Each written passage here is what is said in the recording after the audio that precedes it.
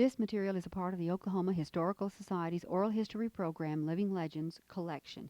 The original date for this material is January the 20th, 1959. It is an unidentified broadcast of the dedication of the Charles Curtis sculpture and portrait in the old Senate building in Washington, D.C. The MC for this occasion is Senator Robert S. Kerr of Oklahoma.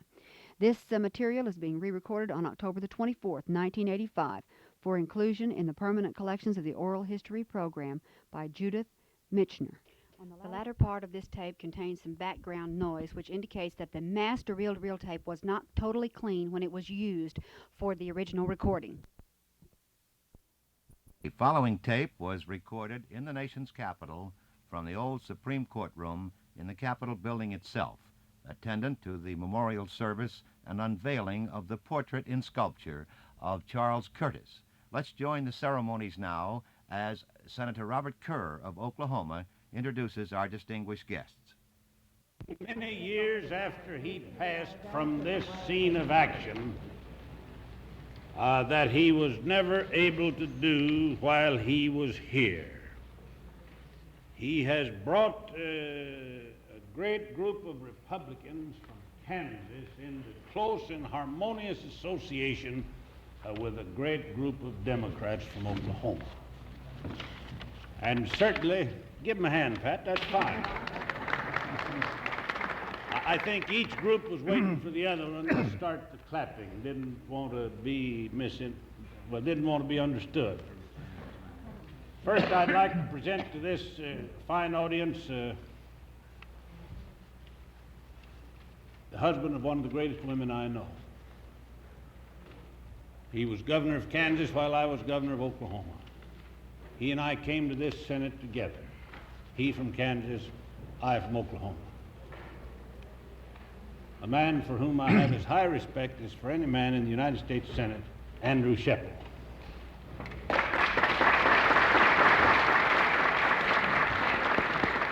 I guess Senator Carlson is still over at the Finance Committee, or has he come into the room? Come right on up here, Mike. I'm going to get around to you in a minute, and then you'll be delighted with what I say.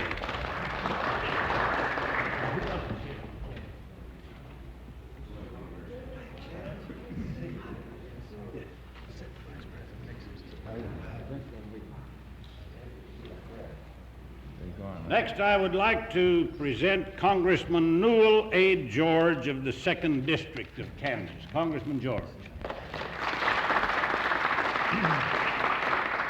Congressman J. Floyd Breeding from the 5th District of Kansas. Congressman Breeding. Is there another member of the Kansas delegation here, Senator?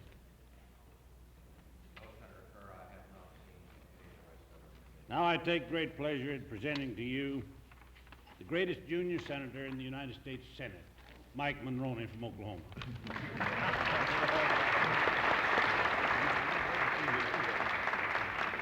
And members of the Fighting Oklahoma delegation from the battleground of the 6th District, the Honorable Toby Morris.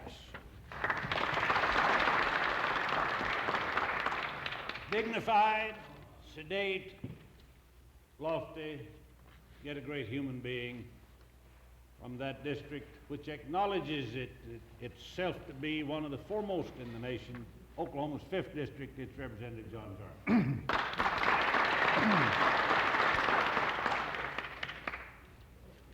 A young man of modesty, at times timidity, and a man rarely known to speak at all and never above a whisper, the great representative of Oklahoma's 4th, Tom Steele.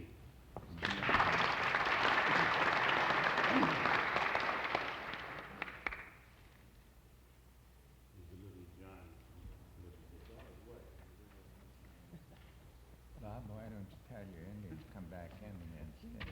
Hmm? You got your Indians there, they went out, they ought to come in and sit down and make themselves at home. They're going to meet somebody. Aren't they going to Think meet they're gonna somebody? get some more Indians? Yes. That's what Custer's. Now the little John from Little Dixie is making his way here, and I sure wouldn't want to be in the posture of talking about him in his absence, so I'll wait to introduce him until he gets here. Then one of the most effective men in the Congress, fighting for his state, for his district, and a great friend of the Indian people, Ed Edmondson from Oklahoma's 2nd District.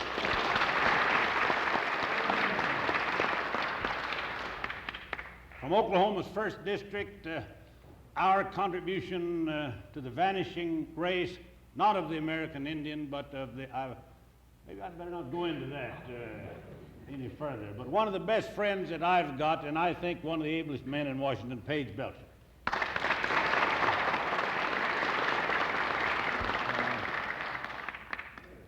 Now coming around under his own horsepower, with increasing and accelerated momentum, one of whom all Oklahoma is proud, the representative of the 3rd District, Carl Albert.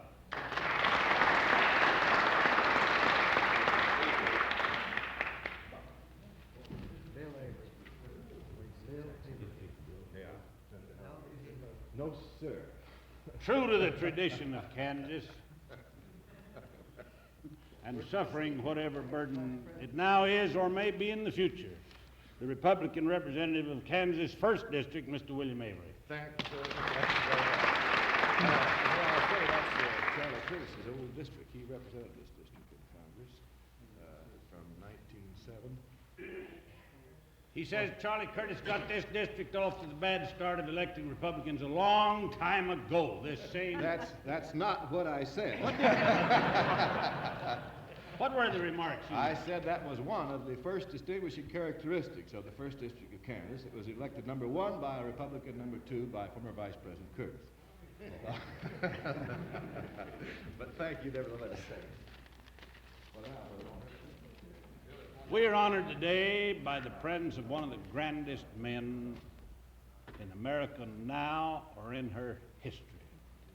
A man that we revere, respect, and for whom we have great affection, and we're happy that Senator Theodore Francis Green of Rhode Island has honored us with his presence.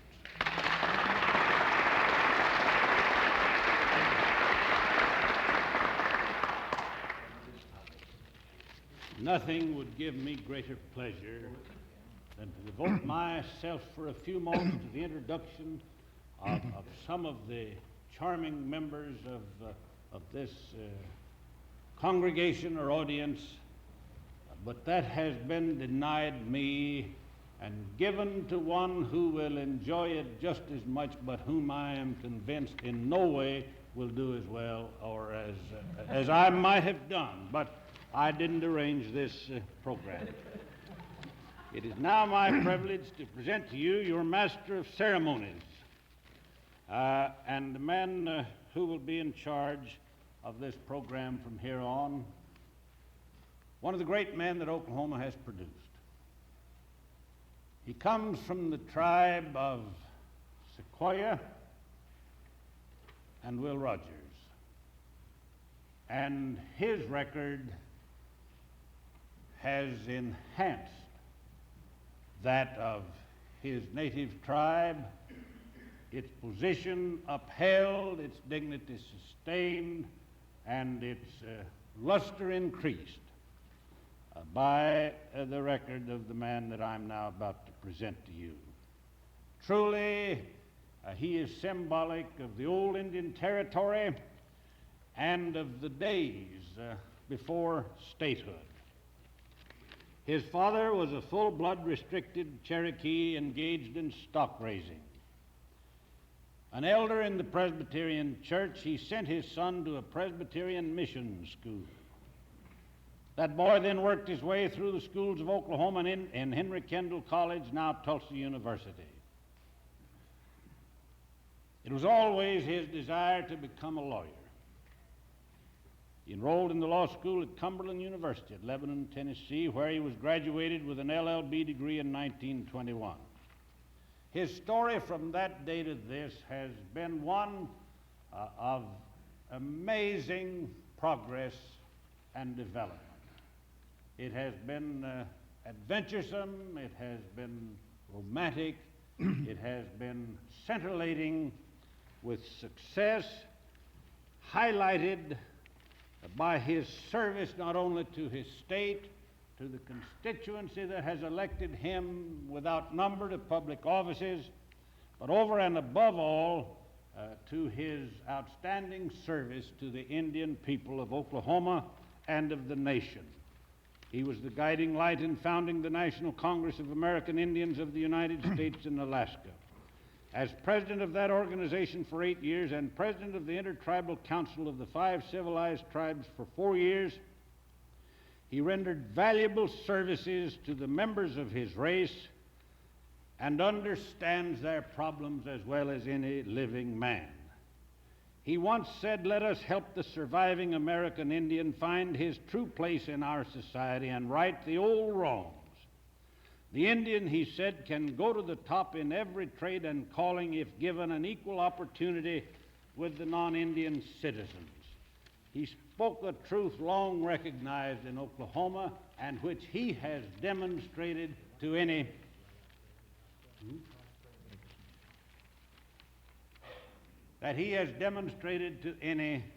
who have had the opportunity to see or know of his success.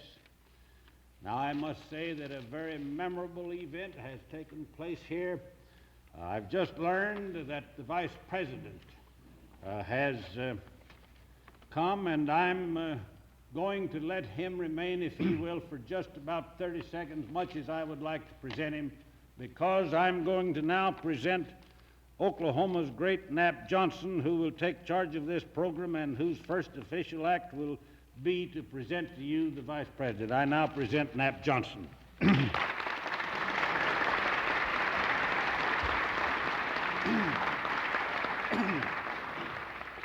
you, Senator Carr. We'll have the invocation by Reverend Edward G. Latchett. Incidentally, Charles Curtis laid the cornerstone of his church. Let us pray. O God, our Father, before whose face the generations come and go, the strength of those who labor, the repose of the blessed dead, we rejoice in the communion of saints. We thank Thee for all Thy servants who have fought a good fight, who have finished their course in faith and do now rest from their labor, for patriots and statesmen, for all noble men and women in every walk of life. And we beseech Thee to grant us grace to follow their good example and to carry on the work which they began for their state, their country, and for humanity. At this moment we bow in humble reverence before Thee in loving memory of Charles Curtis. We recall to our minds his integrity, his friendliness, his devotion to his country and ours, and his loyalty to Thee and to Thy church. For him who gave himself without stint in the nation's service, we thank Thee. May this memorial keep aglow in the heart of our nation his devotion and his dedication to the good of all mankind. As we stand before this memorial, may we hear the call to a nobler living which sounds in our ears, and may we give our best to make life stronger and better. God bless Oklahoma as she honors one of her own. Amen. Ladies and gentlemen, I have the honor to present to you the Vice President of the United States.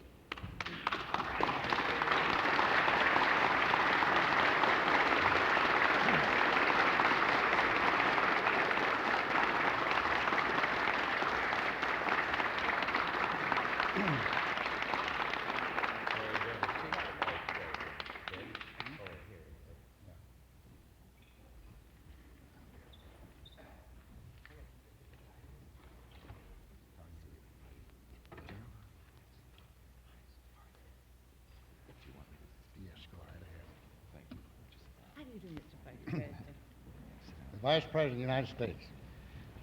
Well, thank you very much, Mr. Chairman, Senator Kerr, Senator Monroney, my colleagues from the House, General Hurley, distinguished guests, ladies and gentlemen. I am very honored to be asked to participate in this ceremony today because there are a number of reasons why, from a personal standpoint, it is significant to me, as it is from a general standpoint significant to everybody in this room and to all Americans.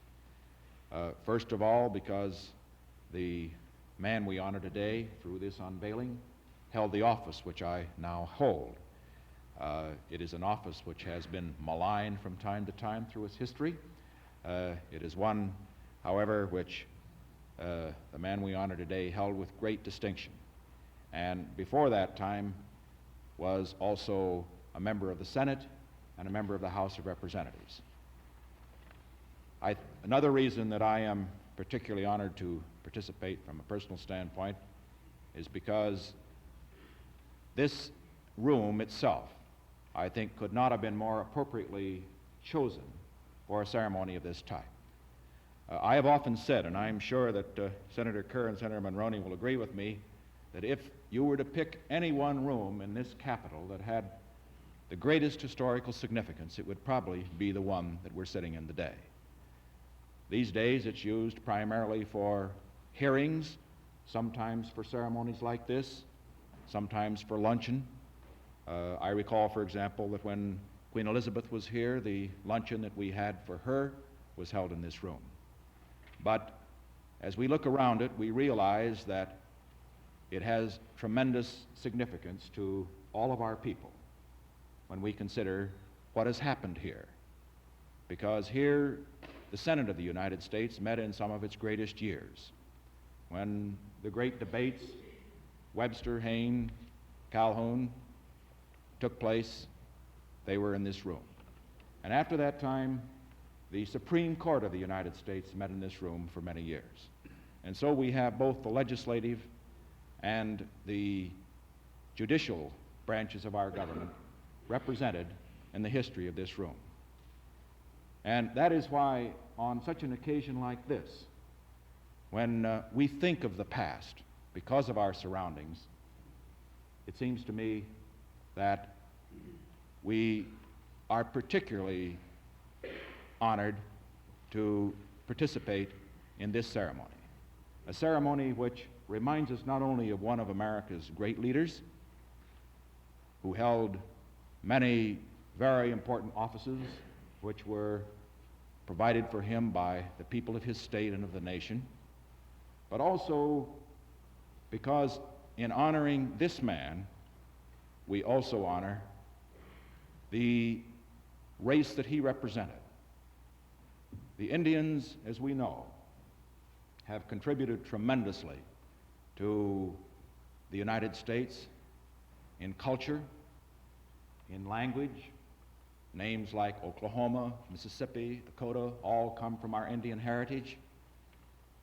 In colorful costumes, such as we see here, in the folklore of our great youth organizations like the Boy Scouts and the Girl Scouts, we know the tremendous effect that the Indian background and culture has had on them.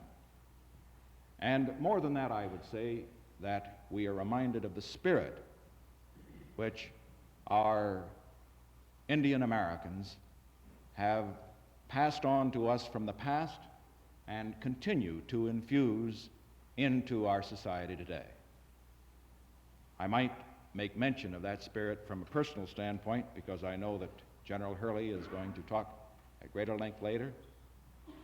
I happen to have had very intimate contact with the spirit of our Indian people while I was in college. My coach during my college years was Wallace Newman. Chief Newman, he was called because he was an Indian. Some of you may recall he was an All-American at the University of Southern California and then was one of the most outstanding coaches in America, even though he coached at a very small school. I remember a number of things about him. He taught, as all good coaches do, the rules of sportsmanship, of fair play. But I remember, perhaps more than anything else, that he had a fighting spirit. And now, of course, most coaches like to inculcate that in their teams. and Bud Wilkinson of the University of Oklahoma perhaps does it as well as anybody in the country today. But I remember Chief Newman left in all of us who came in contact with him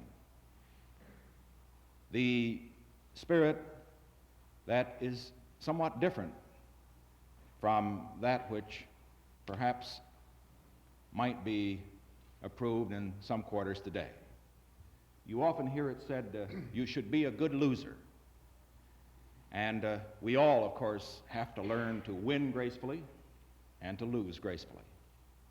Chief Newman felt that we should be good losers. But he always insisted that being a good loser didn't mean that you enjoyed losing. And he always insisted that being a good loser meant that when you lost, you were not angry at your opponents, but you were angry at yourself for losing. And you can imagine the effect that this had on those of us who came in contact with it.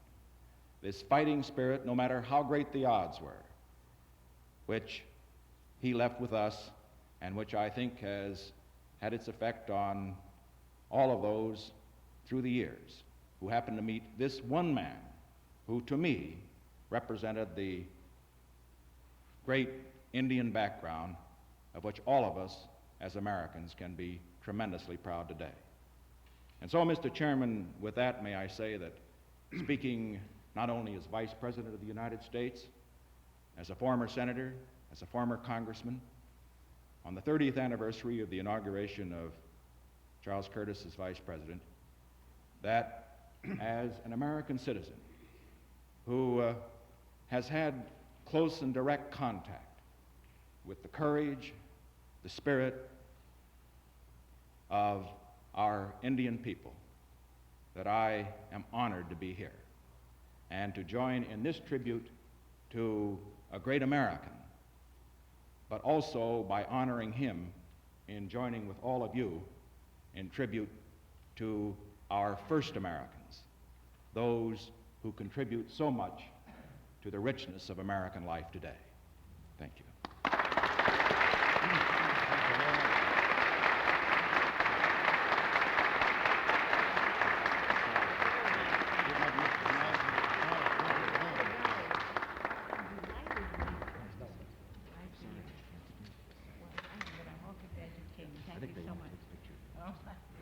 We have to get you in this picture. Oh, we have to do it right. Thank you so much. And just so pleased you could come. Thank you very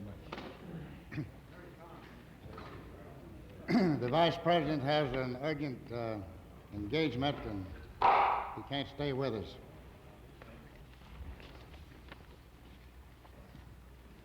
Ladies and gentlemen, I want to say that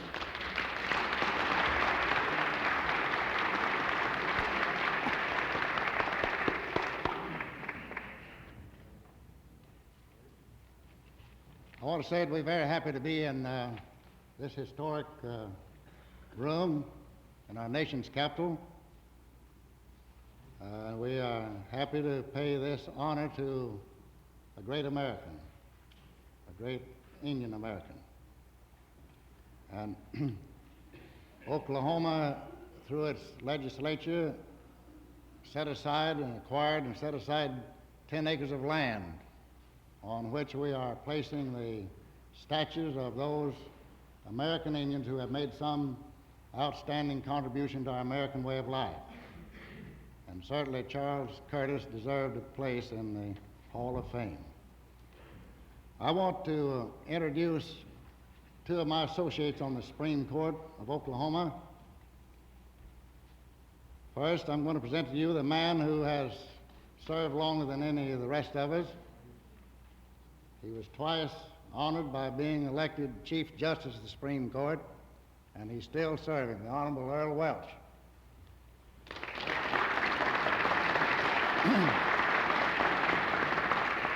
And my other associate, he and I served together on the district bench for many years over northeastern Oklahoma, and we were elected at the same time on the Supreme Court, and we've served for a number of years there.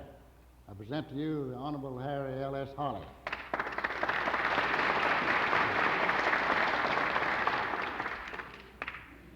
Charles Curtis was born in Kansas, as you know, And we have representatives here from the great state of Kansas.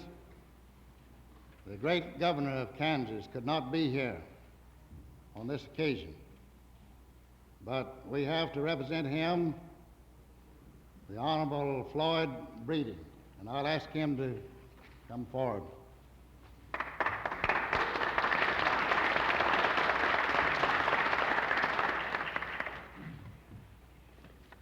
Thank you, Mr. Chairman. Distinguished guests, ladies and gentlemen, we are indeed sorry that Governor George Docking of Kansas could not be here today due to pressing business of the Kansas State Legislature. He called me and asked me to come and tell you that he was sorry that he could not be here and express his regrets. He also wanted me to convey to you, I am sure, the wishes of the people of Kansas, that we are highly honored indeed in Kansas to have you pay tribute to such a great American and a great Kansan. Charlie Curtis reached the top, we think, of service to mankind in his state. Having been county attorney of Shawnee County, then later as a United States representative here in the House of Congress, later as a senator from our state, and then finally as Vice President of the United States. And my message to you from the governor is that we are highly honored that you are paying tribute to this great Kansan and this great American. Thank you.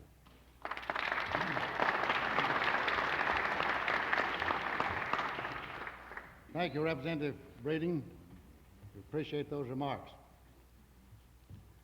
The Honorable J. Howard Edmondson, one of our youngest and finest governors, was unable to be here on this occasion, but he sent to represent him a fine young man and gentleman who I've known for many years.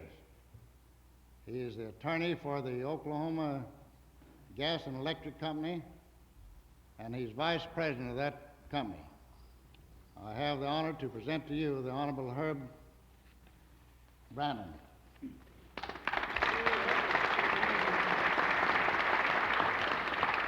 Mr. Chairman and ladies and gentlemen, first thought I was doubly handicapped here today, but I'm more than that in the face of these distinguished speakers. But the governor of Oklahoma, J. Howard Edmondson, was only here last Saturday, Friday and Saturday, and according to our news reports, he made a very profound impression here. As in the words of Alan Cromley, he took the commonplace terms and gave new meaning and new emphasis to the ordinary cliches, as Al said, and made them more meaningful. So he having so recently been here, I'm doubly handicapped to try to represent him. Not only that, but there are men here, such as his brother Ed, who could do it much more adequately than I can. But even so, at his request, I'll deliver a message that the governor has asked me to deliver. On behalf of the people of the state of Oklahoma, may I say that we are grateful that we may join in honoring Charles Curtis, a native of our neighboring state, Kansas, and who is a member of the Kaw Indian tribe. We in Oklahoma are proud of the heritage with which we have been endowed by American Indians. Many of our greatest leaders were and are of Indian blood and exemplify the high type of citizenship that has made the history of the American Indian worthy of preservation. At the risk of omitting many illustrious names, I shall name a few of these great people. The Honorable Robert L. Owen, one of the first senators from Oklahoma, served 18 years in the United States Senate. The Honorable W. W. Hastings, the Honorable Charles Carter, the Honorable William G. Stigler, all of whom served from their respective districts in the United States Congress from Oklahoma. The Honorable Gabe Parker, the Honorable Houston B. T., both of whom served as registrars in the Treasury of the United States. And incidentally, I may say that up to the time of his appointment, Houston B. Teehee, had been said to make more money than any other man in the history of the world. He signed all the money and bonds during the First World War. It wasn't good without his signature. Two of the governors of our state, Johnson Murray and Raymond D. Gary, are of Indian descent. Present here today are two members of our Supreme Court, both of whom have been Chief Justice of that court. Justice Earl Welch and Justice Johnson are of Indian descent. Oklahoma's two monuments in Statuary Hall, Sequoia and Will Rogers, are of Indians. And of course, everyone is familiar with the name and fame of Jim Thorpe. As teachers, as doctors, and in all the professional fields, in fact, in all walks of life and in all fields of endeavor, the American Indian has been distinguished. We in Oklahoma believe that at the National Hall of Fame for famous American Indians and its museum, we will preserve for posterity some of the history, fame, and accomplishments of the American Indian. We preserve the greatness and the best of these original Americans because they have many things to offer to us in the lessons of endurance, perseverance, fairness, and the other great virtues of life. In addition to this sculpture, which we will unveil today, we already have statuary portraits of a number of famous American Indians, including Black Beaver of Delaware, Chief Joseph and Nez Perce, Allen Wright, a Choctaw, Osceola, a Seminole,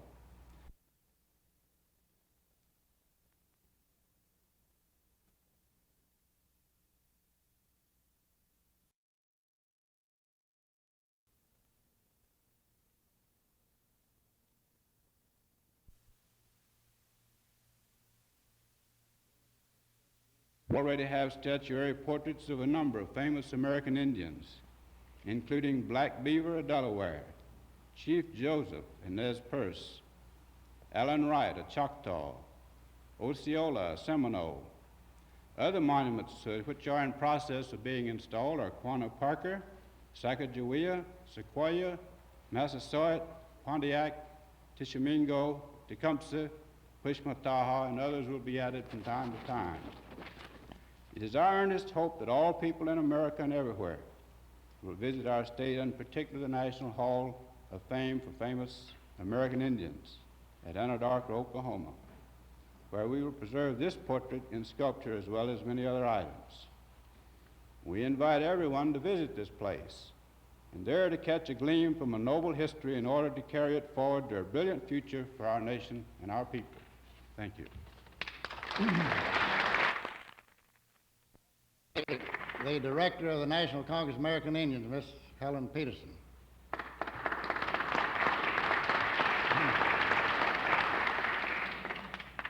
We have a number of outstanding representatives here from Indian tribes, and I'm going to ask the Honorable Floyd Maytubby, Governor of the Chickasaw Nation of Indians, to make these introductions. Governor Maytubby.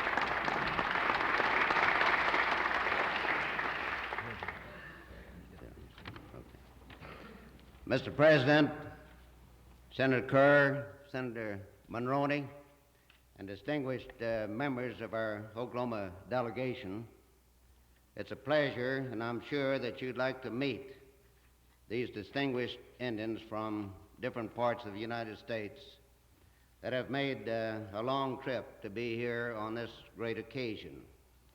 I'm going to call the names of those from my right to my left, and I'd like to have you to stand when I call your name. Miss Helen Peterson has already been introduced. She is an Oglala Sioux Indian and Executive Secretary of the National Congress of American Indians. She's right back here.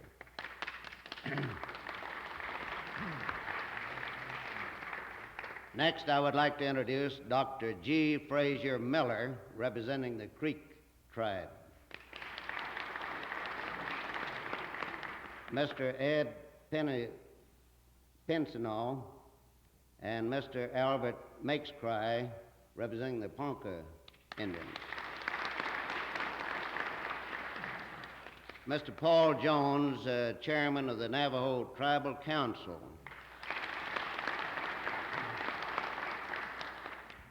Mr. Earl Board Pierce, representing the Cherokees, and W.W. Keeler, Chief of the Cherokee Tribe, and Mr. Shawnee Brown, representing the Cherokees.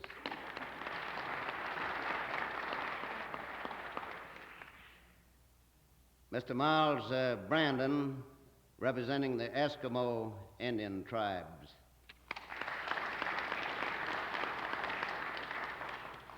Rosanna White Eagle and John White Eagle, representing the Winnebago tribe. Mr. Bus Hill of Oklahoma City, representing the Choctaw tribe from Oklahoma.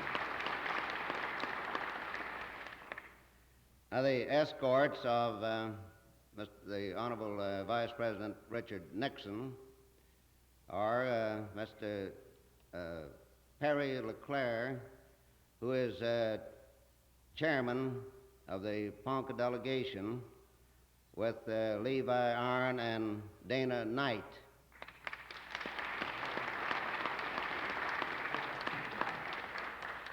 Another very distinguished Oklahoma Indian who is very prominent, I think most of you have met him or have heard about him, is the Honorable Robert Goombai, who is chairman of the Intertribal Council, tribes of the Kiowa, Comanche, and Apache, and he's also president of the Indian Exposition at Anadarko, Mr. Goombai.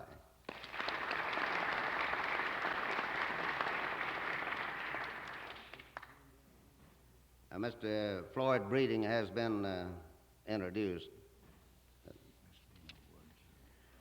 And another, thank you, gentlemen. Another very distinguished lady that's a part of this program that has helped make this occasion a great success is Mrs. Dean Wood.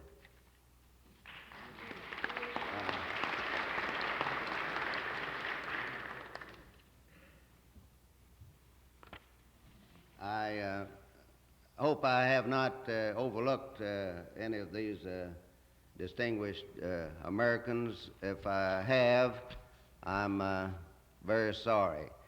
But I don't, I think I've introduced everyone in the front part of the speaker stand, and thank you.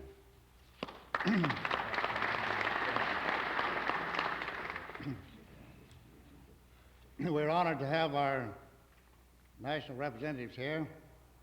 I want to present Congressman Hull of Missouri,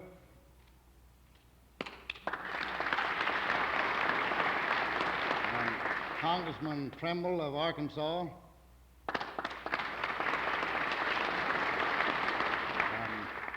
Congressman Morris of New Mexico,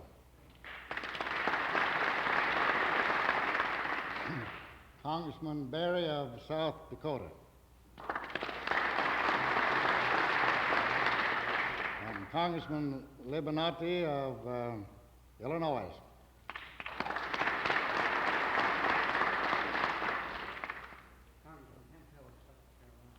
Congressman Hemphill of South Carolina.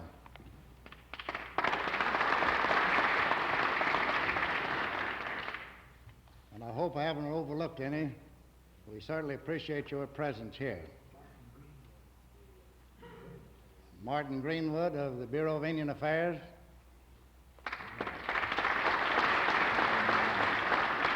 Dr. John Taylor of the Indian Affairs Committee. And Dr. Shaw of the Public Health Service.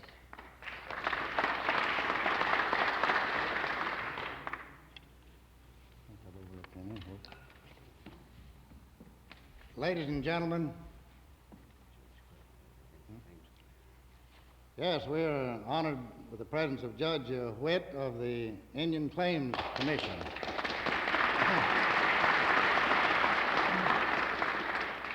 Glad to have you, Judge Witt. I had the pleasure of meeting you a few years ago at the State Bar Association. It's my pleasure to introduce to you at this time one of Oklahoma's great statesmen, a man whom we all love.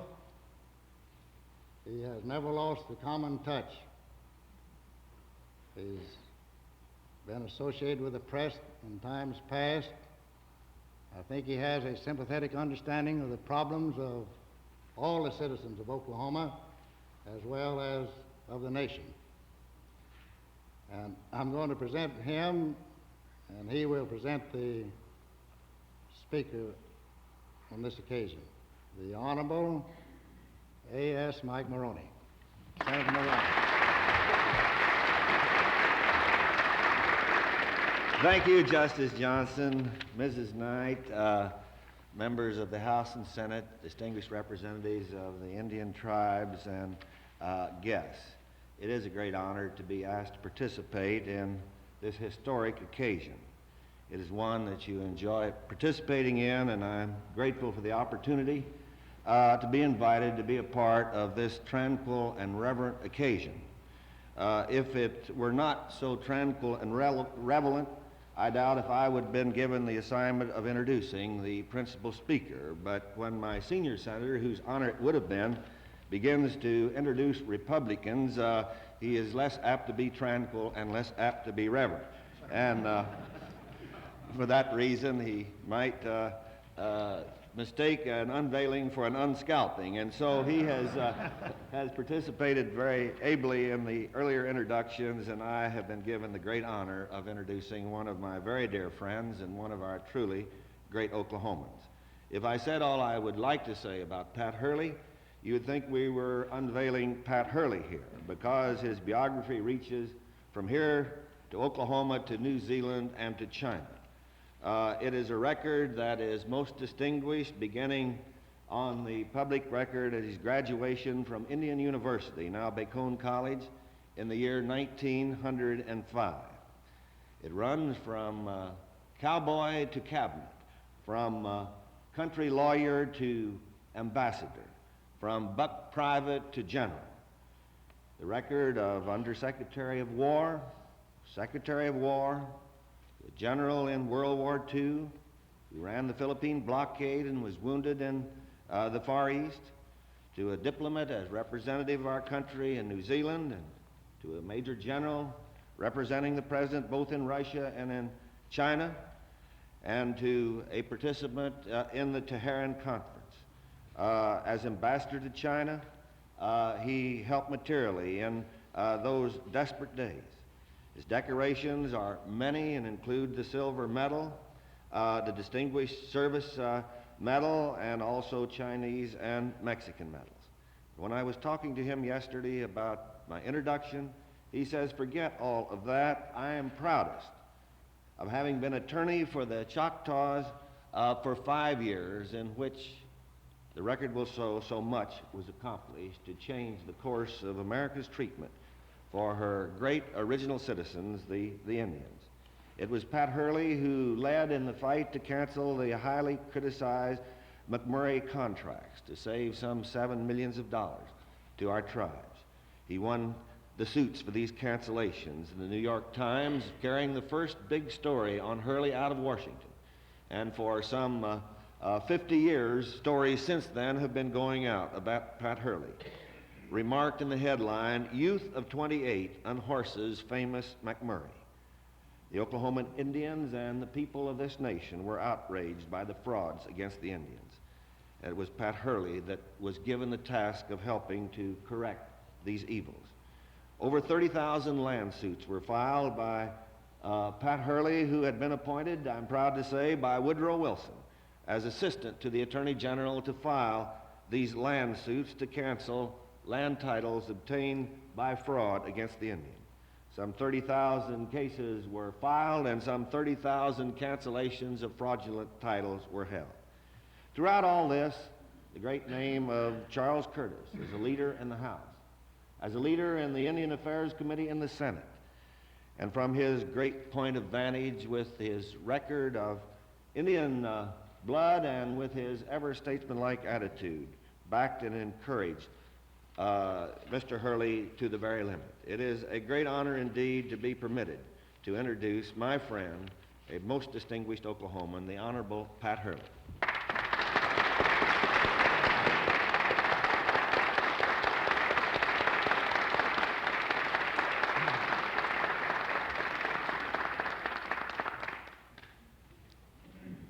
Mr. President, members of the Congress, ladies and gentlemen, I'm delighted to be present at this occasion on which we're paying deserved honor to our departed and distinguished friend. I would like to say before I overlook it, that if ever I go back to the Red River Valley and run for office on the Republican ticket, I'd like to have Mike Monroney introduce me.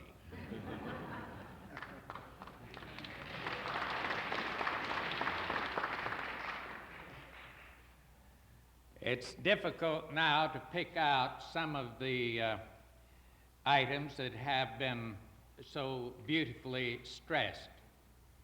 But I might say, for the purpose of our unveiling, that we're assembled on this occasion to unveil a bust of the late Charles Curtis of Kansas for the Indian Hall of Fame in Oklahoma. Charles Curtis was a member of the Kansas, or Kaw, tribe of Indians. While he was enrolled as a Kaw, and his allotment as a Kaw Indian was under the Osage Agency in Oklahoma, Curtis also had in his veins Osage blood. He was both Kaw and Osage. We all like to think of him as a distinguished American statesman who offered constructive leadership to all the people of America. But to those of us who knew him, Charles Curtis had more of the traits and the appearance of the Indian than he did of his European ancestors. You should all know that Charles Curtis was largely a self-educated man. He attended and went through grade school. Then he studied law, and at the age of 21 was practicing law in Topeka, the capital of Kansas.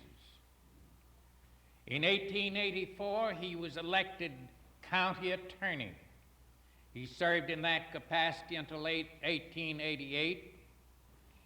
And in 1893, he was elected to Congress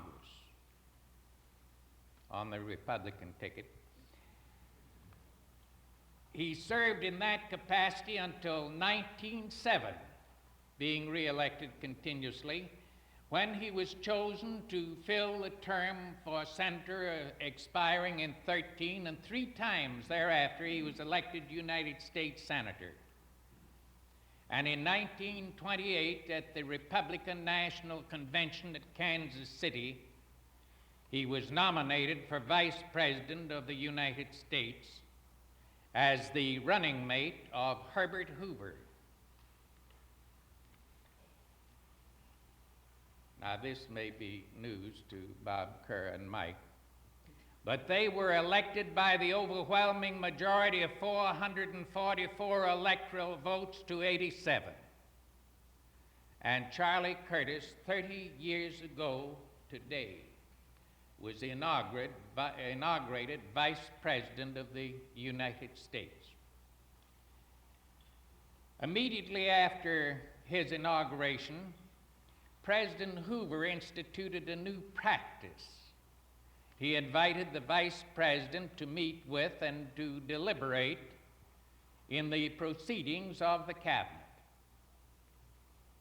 Charles Curtis had himself been a candidate for the presidency or for the nomination for president, and a very formidable one. Consequently, he had opposed the nomination of Herbert Hoover for president.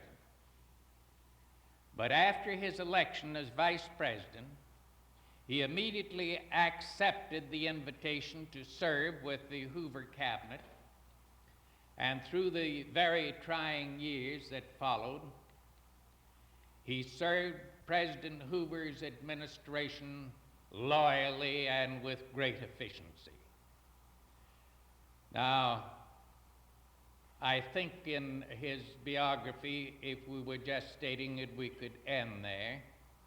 He passed away in Washington on February the 8th, 1936, and was returned to his old home at Topeka. The truth is that I have outlined here just a few of the accomplishments of Curtis.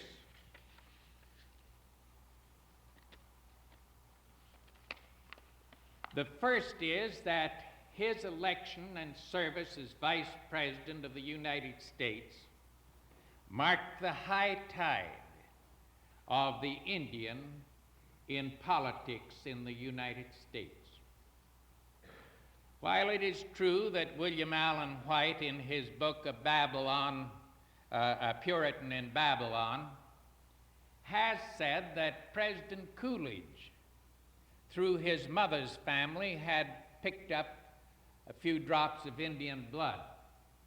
But Coolidge was not reared in an Indian environment and did not participate in Indian affairs.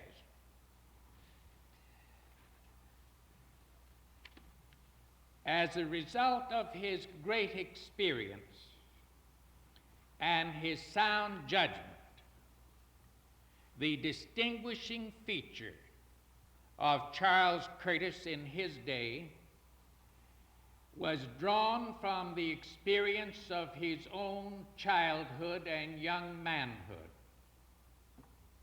At the time Curtis was a young man, the Kaw Indians had been restricted to a reservation, and thus restricted they were unable to move to where the game might be found in more abundant quantities.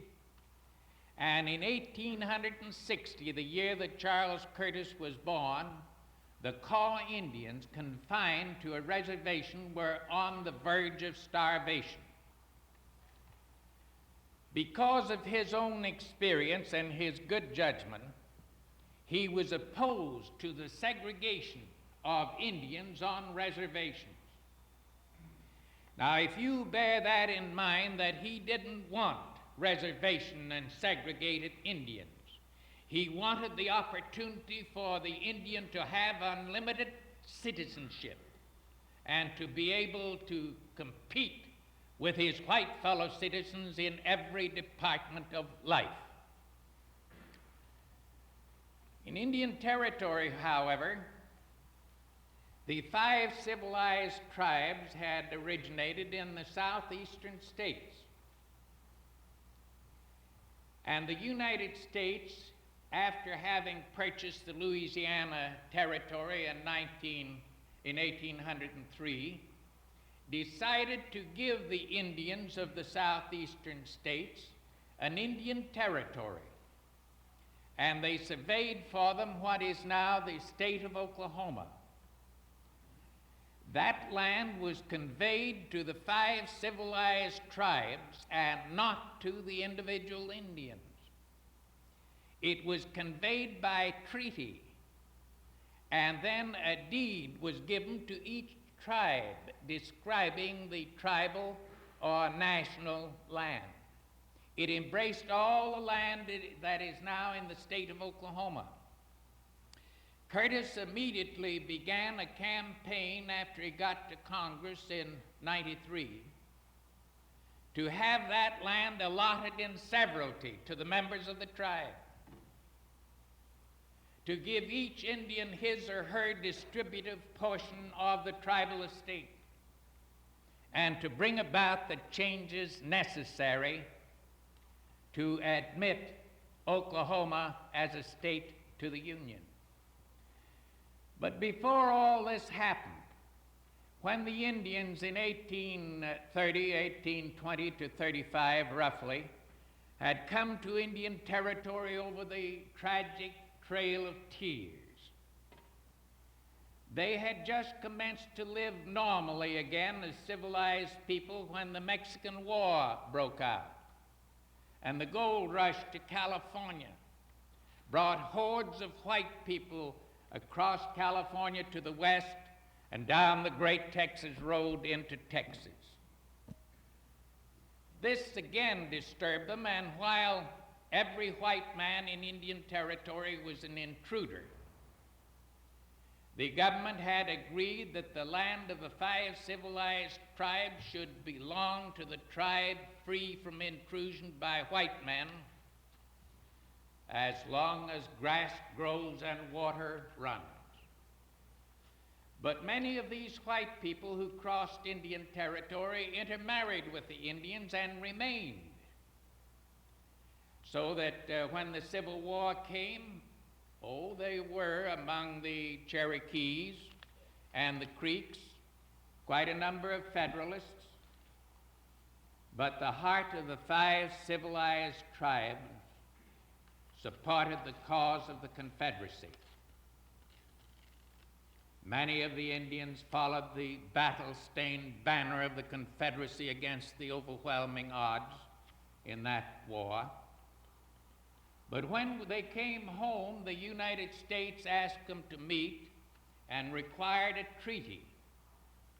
And in this treaty, one of the reasons, of course, a lot of other good reasons given, they asked the 5 civilized tribes to cede back to the United States all of that land which was comprised after that as Oklahoma territory. All that remained in the 5 civilized tribes was Indian territory. And then the United States settled the so-called wild tribes in western Oklahoma. At one time, Quanah Parker, the great chief of the Comanches, and Geronimo, possibly the greatest chief of the Apaches, were prisoners at Fort Sill in the Big Pasture country. Then, to make it all more difficult, a group of people claimed no man's land, that's Cimarron and Texas counties, the panhandle of Oklahoma, through a Mexican or Texas grant. That wasn't enough of disturbing the titles of Indian territory. Many of the people from the southeastern states had brought slaves with them. The educated and well-to-do part-blood Indians brought slaves. There were quite a number of slaves in Indian territory. In fact, that most inspiring spiritual, Swing Low, Sweet Chariot, came into being on the Colbert Plantation down in the enchanted land of the Choctaws and Chickasaws in the beautiful Red River Valley. That's where this old boy is from back here. So we had then these people, these slaves, were emancipated.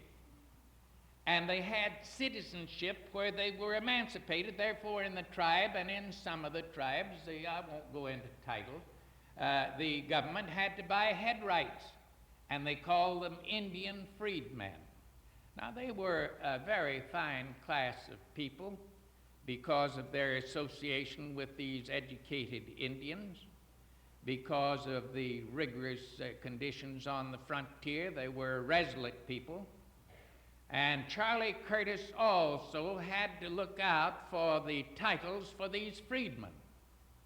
Now, you had the Mexican claims, the Oklahoma Territory wild Indian claims and allotments. You had the 5 tribes, and everybody said they've got these titles tied up so that you can never get the ownership in an individual where they'll be able to pay taxes and support a state.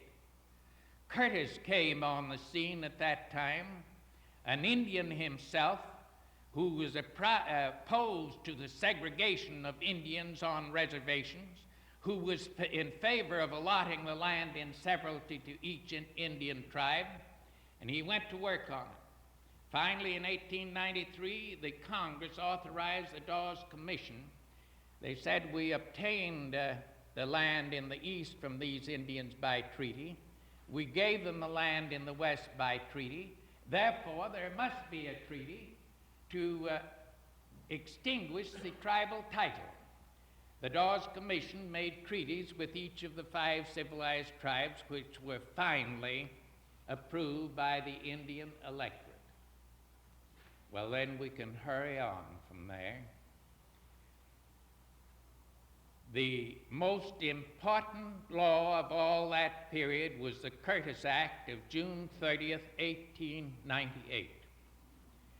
The Curtis Act made 16 fundamental changes in the title, the tribal life, the way of life, and the conditions of the Indians in Oklahoma. He changed all about and started the allotment of land. And finally, in 1907, Congress was able to pass an enabling act authorizing the making of a constitution. That constitution was made in a convention at Guthrie and was approved in the following September by the electorate of both Indian Territory and Oklahoma Territory. And on November the 16th, 1907, the dream of Charles Curtis came true. Oklahoma was admitted as a state in the Union. Now we're doing honor to Curtis today because in his splendid leadership, he removed the tremendous obstacles that were preventing Oklahoma from becoming a state. Not only that, he had secured for the Indians of the 5 civilized tribes and all the other tribes that had been settled in western Oklahoma the rights and the privilege as well as the responsibilities of American citizenship. During the period when Curtis was working his way up to this, we had the days of the outlaws. The lax Indian courts were not able to cope with the to this, we had the days of the outlaws. The lax Indian courts were not able to cope with the outlaws that made a haven for outlaws of Indian Territory, a land of lawlessness. And Judge Parker, of whom you've all read, of Fort Smith, Arkansas, with great courage and determination, began a program to try and execute the outlaws and clear Indian Territory of the reign of the outlaws. That was while we were still a territory. Finally, after the program of Charles Curtis had succeeded, the complex Indian titles and all these freedmen titles and the titles of the intermarried made the titles of Indian Territory so complex that we had the heyday of the land grafters and the crooks. And at that time, the government, and this time the rising against the grafter was not from Washington, it was the good people of Oklahoma themselves whose conscience required that action be taken.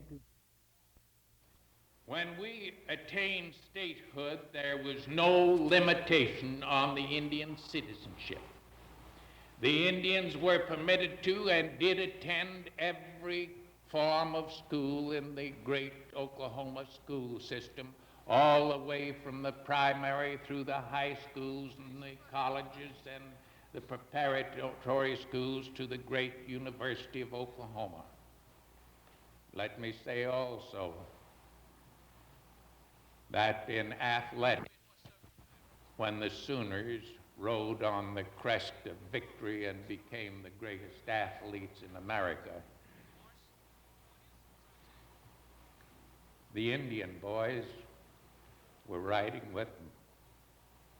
The greatest athlete of all time. He didn't play on Oklahoma, but he was Noki, Jim Thorpe. Another thing, my old friend of the Navajos is here. Let me say that when there was an Indian hand on the staff of Old Glory, when it was raised above Iwo Jima, that Indian was of the Navajo tribe. Here's the chief sitting down here beside me.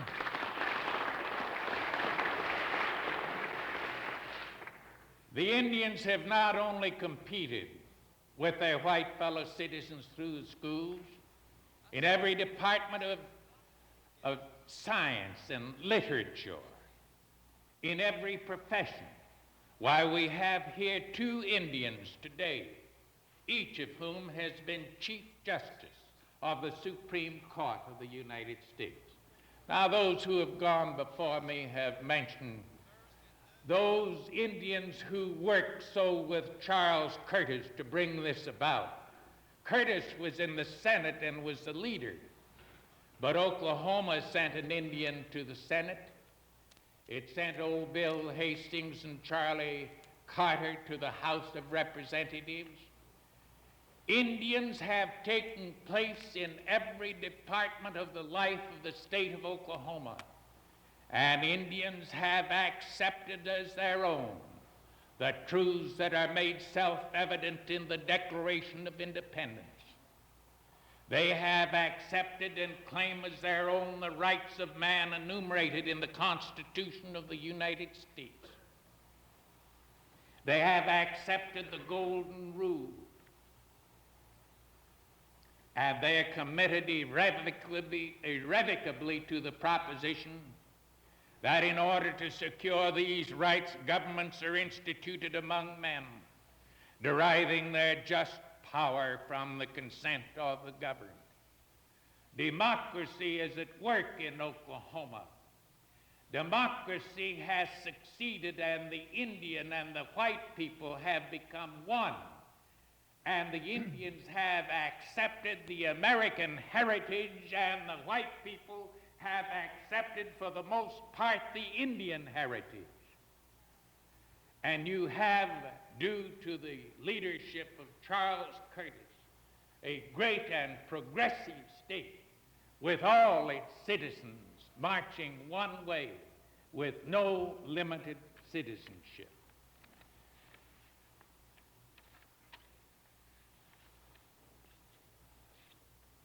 Now, today, the Indians of the United States are honoring Charles Curtis for his great work in solving the problems that imperil the growth and development of Indian territory, in helping to bring to the Indians the rights and benefits as well as the responsibilities of American citizenship, and for the constructive leadership that this great Indian gave to all Americans.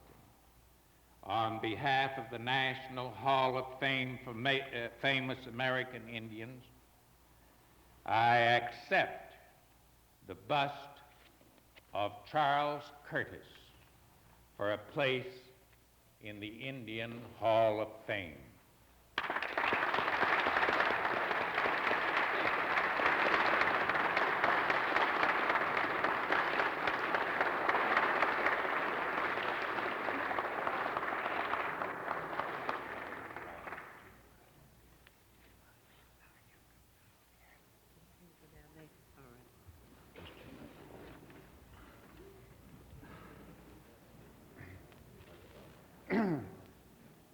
Ladies and gentlemen, I want to present to you the director of the National Hall of Fame for famous American Indians, Logan Billingsley of Katona, New York, who will present Mrs. Knight.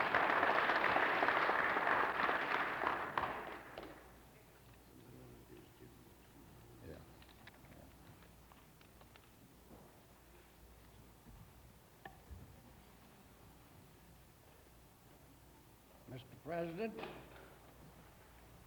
distinguished guests, and friends of the Indians. I'm very proud of my place on this program. It happens that my duty today is to introduce the only remaining member of the Curtis immediate family.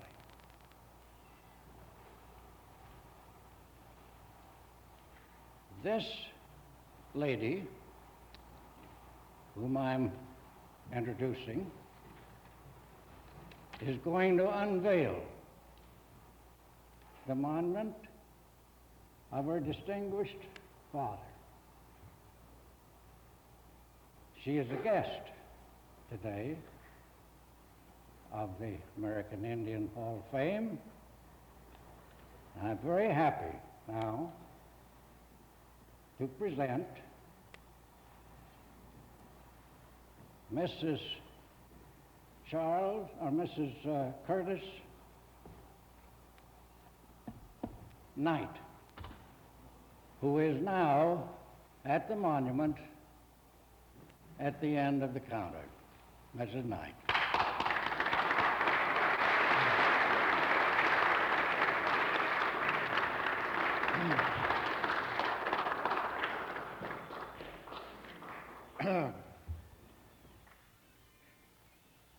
Ladies and gentlemen, I'm going to ask Congressman Toby Morris of Anadarko, Oklahoma, to escort Mrs. Knight, if she isn't already there, to the statue. Toby Morris of Anadarko, Oklahoma.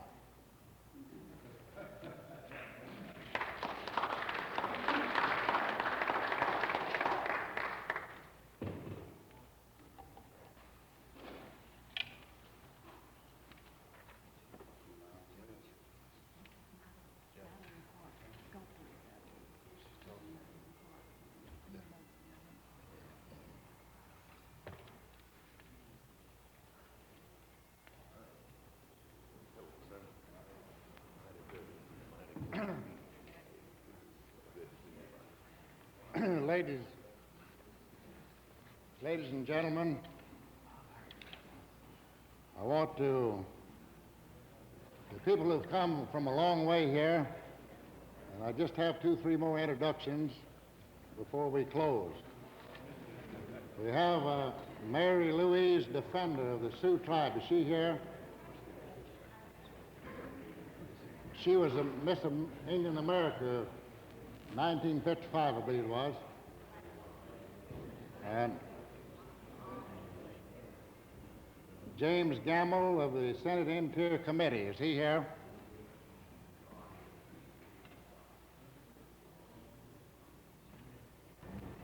And we have from the far northwest in Montana, Dan, a nephew of Dan McDonald, chairman of the Flathead tribe, Walter McDonald. Is he here?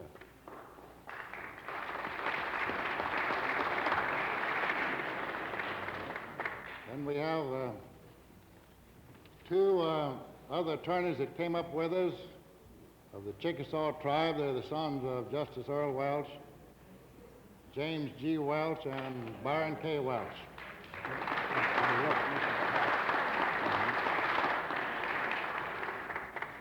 And then I want to present to you the sculptress, one who is responsible for this fine bust we have here, Miss Madeline Park of New York.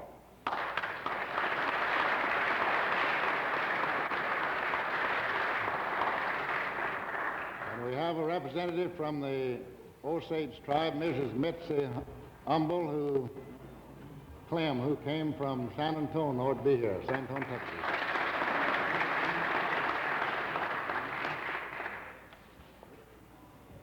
And we have Miss Helen Maynor of the National Congress of American Indians.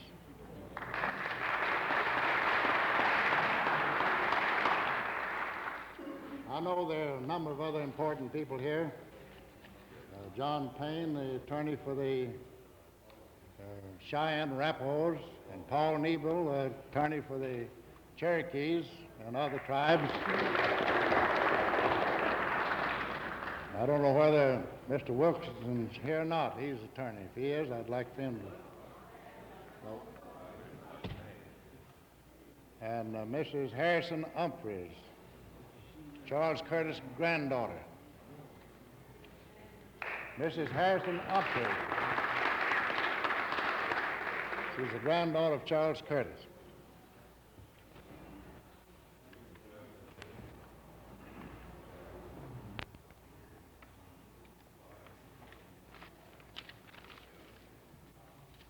Ladies and gentlemen,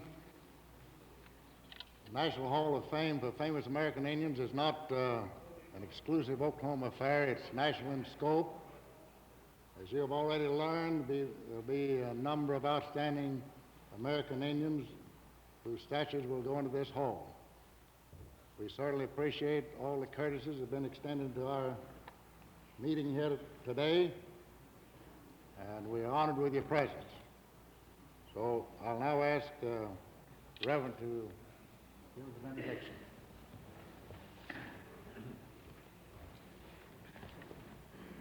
And now may the grace of our Lord and Savior Jesus Christ, and the love of God our Father, and the fellowship of the Holy Spirit rest upon us and abide with us, now and forevermore.